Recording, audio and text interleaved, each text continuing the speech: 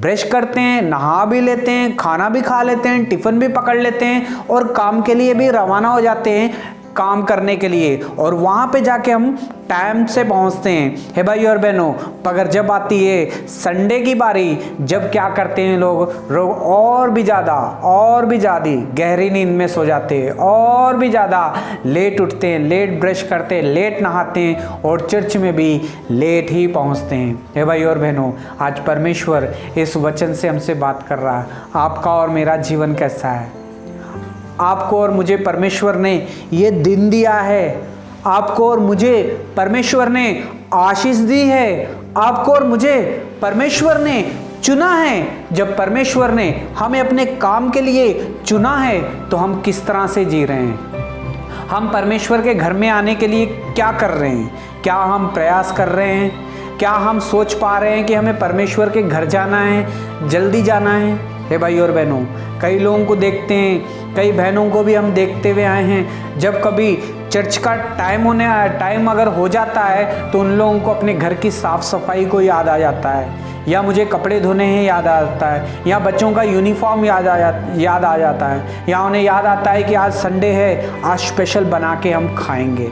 हे भाई और बहनों, कई लोग इस तरह से अपने टाइम को जो है ख़राब करते हैं और परमेश्वर के घर में लेट पहुंचते हैं जब ख़त्म होने का समय आता है। हे भाई और बहनों, परमेश्वर जो है वचन है और वचन ही परमेश्वर है, और अगर हम वचन नहीं सुनेंगे, यानी कि परमेश्वर का स्वर नहीं सुनेंगे, तो हमारे जीवन में आशीष कैसा आएगी। हे भाई और बहनों, जब नया नया हम जन्म पाते हैं, जब हम प्रभु यीशु मसीह में आते हैं, तब हमें प्रार्थना करना, बाइबल पढ़ना, टाइम से चर्च में जाना बहुत ही अच्छा लगता है कि हम टाइम से पहुँचे सबके सामने और गाने गाएं, वो ये सब करें। जब आ जाते हैं 6-7 महीने के करीब में, जब थोड़े से पुराने हो जाते हैं, फिर हमें अपने घर के काम फिर से वापस याद आ जाते हैं। हे भाई और बहनों, परमेश्वर ये नहीं कहता है कि अपना घर का ध्यान ना रखो, परमेश्वर ये नहीं कहता है कि अपने बच्चों का ध्यान ना रखो, मेरी ओर ताकते रहो। परमेश्वर कहता है कि सारे कामों के लिए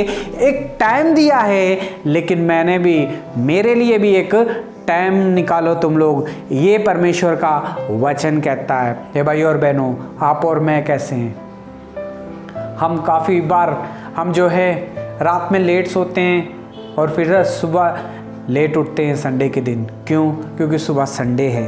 ये नहीं लोगों को चिंता होती है कि परमेश्वर के घर में जाना है। लोग परमेश्वर के घर में जाने से खुश नहीं हैं, दुखी होते हैं, यार आज संडे आ गया है, फिर से जल्दी जाना पड़ेगा चर्च को, जाकर वहाँ पे बैठना पड़ेगा। कुछ लोगों को तो जाना भी दिल नहीं करता है, लेकिन इसलिए भी चले जाते हैं लोग कि लोग क्या कहेंगे, हमारे पास्टर जी क्या कहेंगे, हमारे सेवक क्या कहेंगे, लोग क्या सोचेंगे, यार ये संडे के दिन चर्च में नहीं आए। लोग इसलिए भी चर्च में आते हैं। ए भाई और बहनों, आप किस लिए आते हो चर्च में? आप परमेश्वर के भवन में क्या करने के लिए आते हो? क्या आप परमेश्वर से प्यार करते हो इसलिए आते हो, कि लोगों को दिखाने के लिए परमेश्वर के घर में आते हो?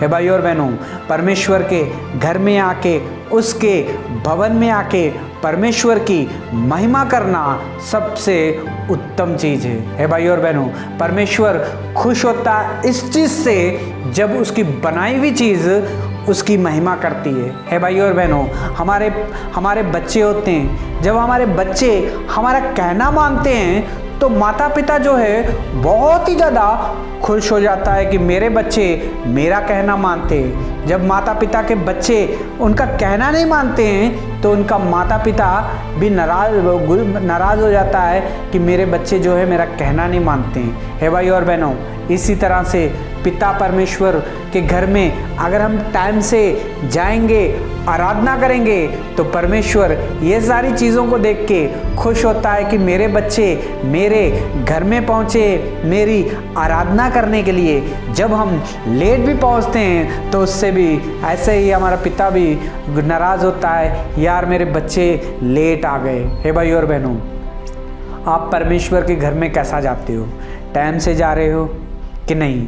अगर टाइम से नहीं जा पा रहे हो तो आज परमेश्वर इस वचन से हमसे बात कर रहा है। वचन में लिखा है कि दाऊद कहता है कि जब लोगों ने मुझसे कहा कि आओ परमेश्वर के घर में चलें, उसकी आराधना करें, तो दाऊद कहता है कि मैं खुश हो गया कि जब लोगों ने मुझसे कहा कि परमेश्वर के घर को चलें।